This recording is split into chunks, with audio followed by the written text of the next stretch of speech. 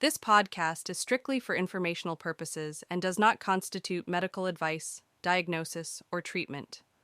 Always consult with your oncologist, doctors, and medical team for questions specific to your own health, diagnosis, and treatment. If you're listening to this, you or someone you love has just heard the words, "You have lung cancer." Right now, you might feel scared, overwhelmed, shocked, or even numb. I know because I've been there. Hi, I'm Tina Powell, stage 4 lung cancer survivor, thriver, and patient advocate.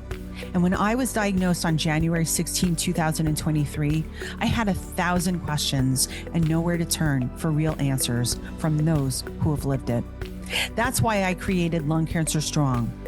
Here, you'll find things I wish I had from day one. Real stories, honest answers, and the tools and hope to face every moment ahead. Here, we get real about treatment, fears, setbacks, small victories, and finding purpose, even on the hardest and the most crushing of days. Here, we get strong through information, inspiration, and community. And most of all, we get through it together because this is a place of true connection, compassion, and unfiltered strength. So whether you're newly diagnosed, fighting with everything you've got, or standing by someone you love, this is your invitation to live intentionally, powerfully, and with hope. One breath, one story, one day at a time. Welcome to Lung Cancer Strong.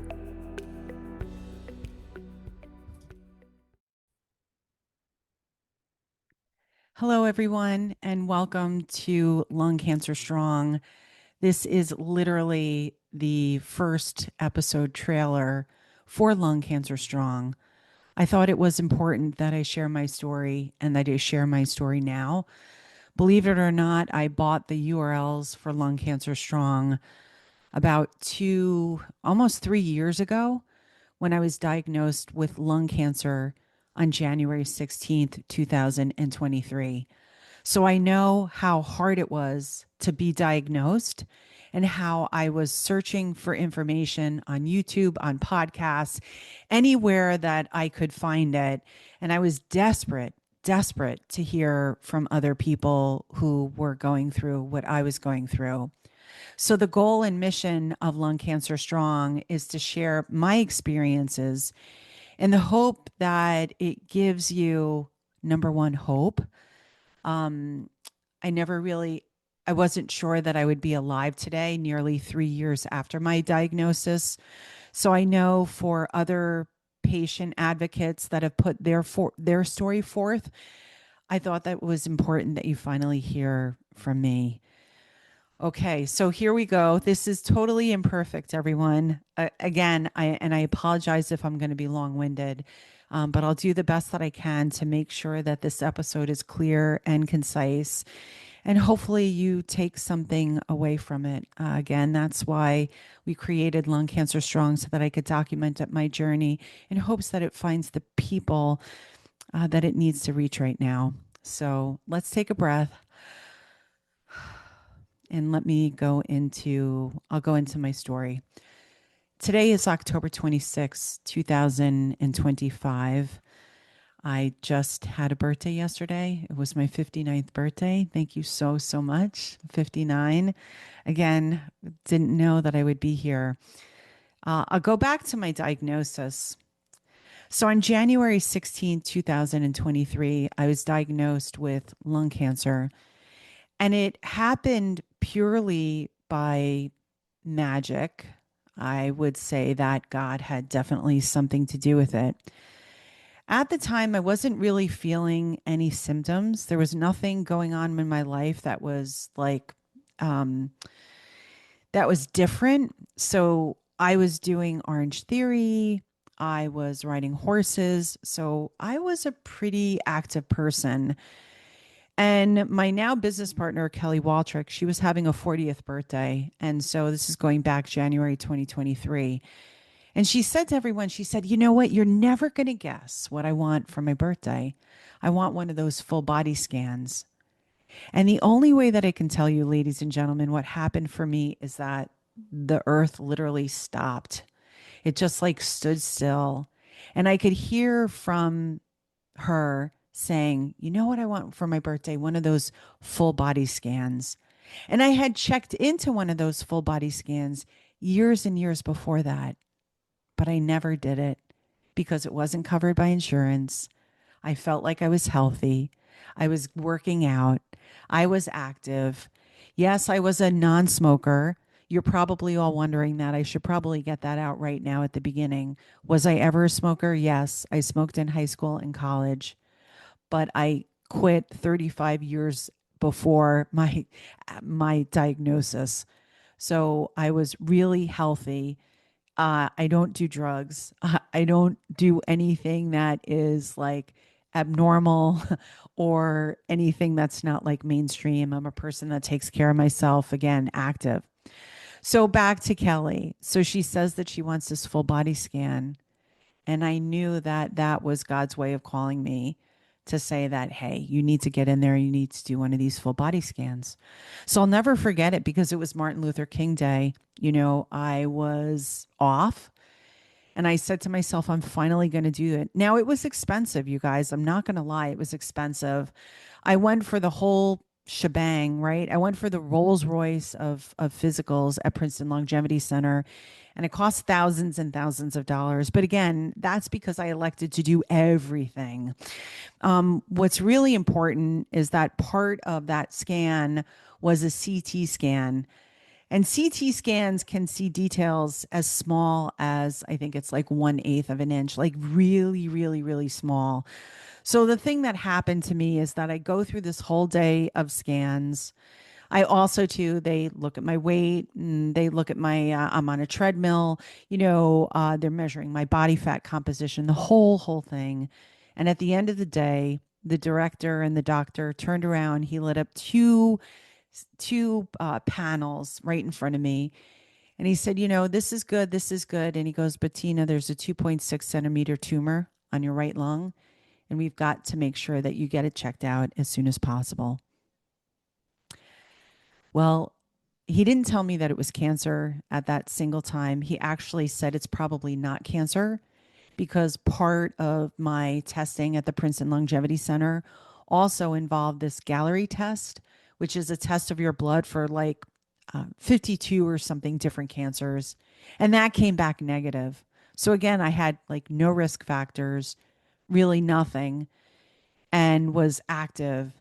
And then a few weeks later, it was confirmed. He said, we've got to set you up with a PET scan. So a PET scan is the type of scan that lets you know whether or not that you have cancer. So it came back that I had cancer, but it was really weird, you guys, because nobody like called me up and said, "Hey, we want to give you the results of your PET scan and you have cancer." It was that I had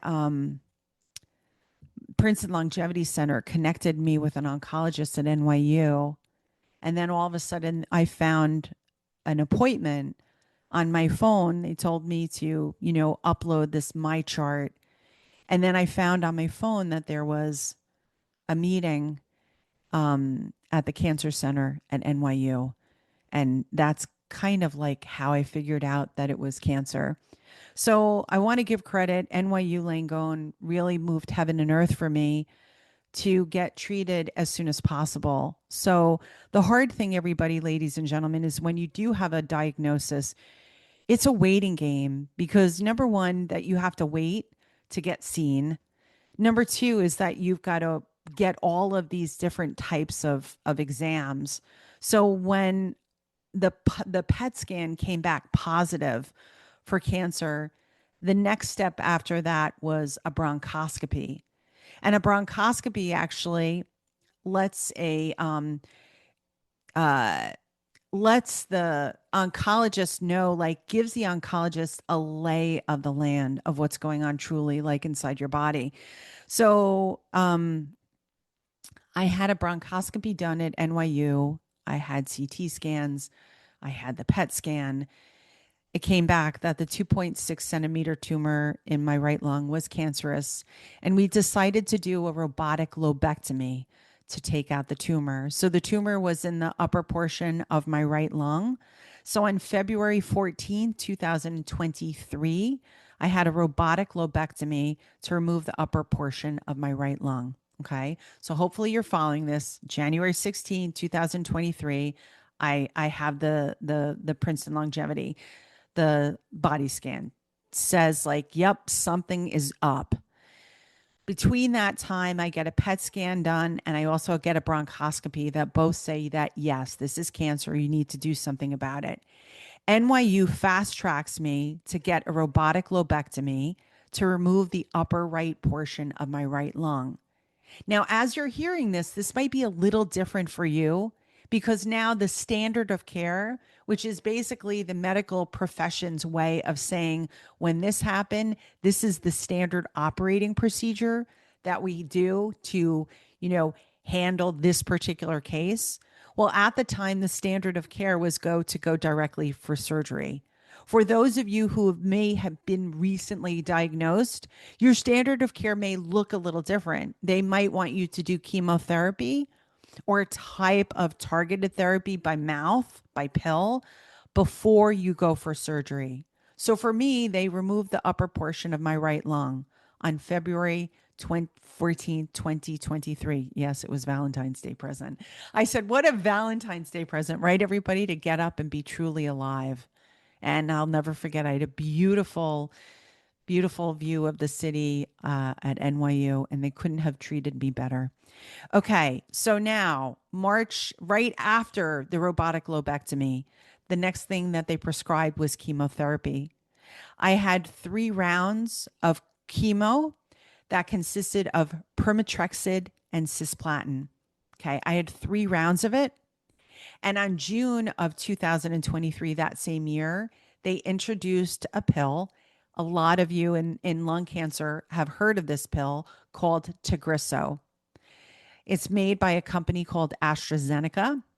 And the medical term for Tagrisso is osimertinib, right? Sometimes you'll hear the oncologist call it OC for short. It was an incredible drug, and it's considered to be a targeted therapy. Okay, so let's kind of rewind the tape here. Diagnosis, robotic lobectomy, chemotherapy, and then after completing the chemotherapy, I had Tagrisso. After that, I was on Tagrisso for about 7 or 8 months before I developed the first of many brain lesions, right? So, really important. I know some of you are thinking what my stage was when I was first diagnosed. What my stage was when I was first diagnosed was stage 2B. And I know a lot of you with lung cancer, unfortunately, get the diagnosis of stage 4. I am now stage 4.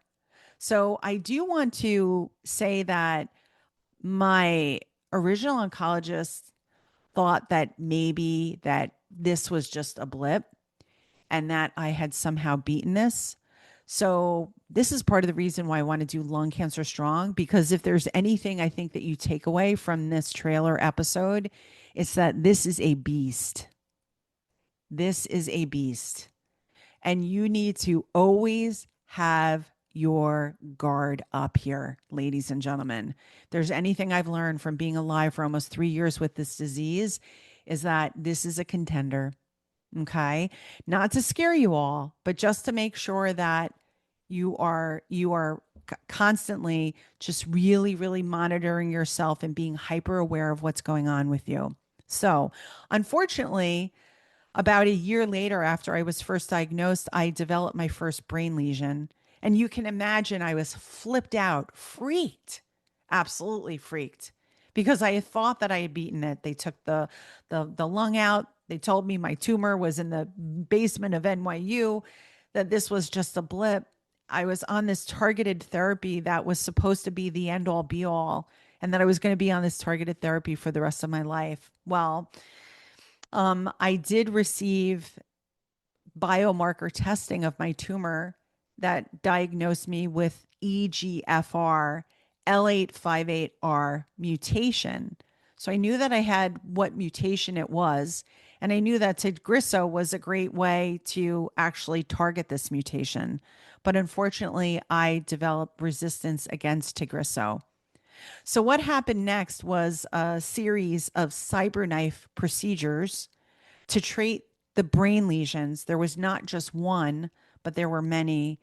There were that year in 2024 now, there were um, 3 lesions or 4 lesions altogether. Okay, so I did multiple cyber knives. Actually, I've done 3 cyber knives. Okay, so now here we are in 2024. Again, I've had the robotic lobectomy, I've had chemotherapy, I've had cyberknife. I also developed in September of 2024 a tumor, a small lesion in the medial sternal. I think that's how you say it, in my chest, basically. And so for that, they did 33 rounds of radiation to the chest. So that was done in September 2024, 33 rounds of radiation. Fast forward to February 2025, I developed another brain lesion. And in March of this year, in 2025, there was a progression. There was a small lesion on the liver. So now here we are, October of 2025. And yes, I have been through a lot. What I can tell you is in May of 2025, I sought care at Memorial Sloan Kettering, where I'm being treated right now and where I am enrolled in a clinical trial. We'll have a future episode, ladies and gentlemen, on a clinical trial. But I just wanted to put that out there. So I'm on a medication that doesn't have a name, that's not approved by the FDA, but one that is is made my body stable. There was actually another brain lesion. So I had stereotactic radiosurgery, a little bit different than a cyberknife procedure. We'll go over that again in a future episode. And that was about 3 weeks ago. I had that treatment. So you can see here, right now, I'm here to tell you as a cancer patient that there may be a lot of treatment in your future. There may be a lot of treatment in your future. And that treatment usually consists of surgery, number one, chemotherapy, number two, radiation, number three, and a targeted therapy, number four. So we all have to realize that even if we have the same mutation as something else, ladies and gentlemen, what I have learned is that we are all still different. What may work for me may not work for you, and vice versa. But the medical profession, again, approaches cancer and approaches treatment through the lens of those 4 strategies: surgery, radiation, targeted therapy, and chemotherapy. Those are the tools that medical science has to offer us. So, right now, I can say that I am in a clinical trial since May of 2025. I am stable right now. And it took a lot actually to get into that clinical trial. And that clinical trial consists of chemotherapy. So I'm on a 21-day cycle. I get infused on day 1 and then another on day 8. And then we take a break for that week. And then the process starts all over again. Okay. So, what am I trying to say here, ladies and gentlemen? I've been talking for a while now. And what I want to share with you is that all of our journeys are different. And this is very much a journey of going up and down and sideways and backwards and up again. And so, just make sure this is a long this is a long marathon, and for each of us it's different, But I want to tell you, and I want to be able to say and to offer you hope. You might go through a lot like what I've gone through. I've had part of my lung removed. I've had 3 rounds of cyber knife.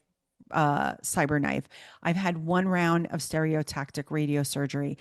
I can't even tell you how many rounds of chemotherapy that I've had, but it has been a lot. Add that with 33 rounds of radiation to the chest.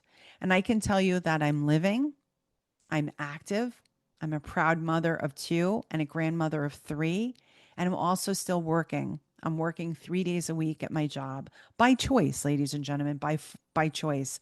And God affords me the ability to do that. So if you're recently diagnosed, take a breath. It's going to be okay. There's lots of people in your situation. I promise you, you're not alone. I'm sorry that you're even listening to this podcast right now and that you find yourself in this situation. But please don't view this as a death sentence that you're dying tomorrow, because that's not true. Medical science has come such a long way, ladies and gentlemen. We are so blessed to be alive at this time and this stage. And I just want you to know that there are so many treatment options out there for you. And there are so many places to get treated. So welcome to Lung Cancer Strong. I will be making sure that I'm going to put out more and more content to share my experience of what I've been through the last 3 years. Quite truthfully, I bought these URLs. I bought lungcancerstrong.com, and it's taken me nearly 3 years to have the courage to share my story like this in this fashion. And again, I hope that it finds you. I hope that it benefits you. I hope that you connect with what I'm saying. You can reach me at tina@lungcancerstrong.com. Please give me a little bit of time to respond. But I wish you well on your journey. And again, one story, one breath at a time. And we'll see you next time. Thank you so, so much for listening, and good luck with your journey. I love you so much. Thank you for joining me today on Lung Cancer Strong. Remember, this podcast is strictly for informational purposes and does not constitute medical advice. Always talk to your oncologist, doctors, and healthcare team about your individual situation.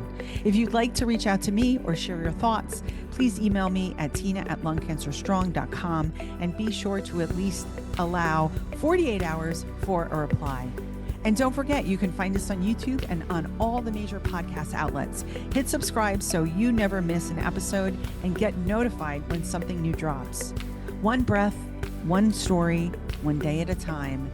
This is Lung Cancer Strong.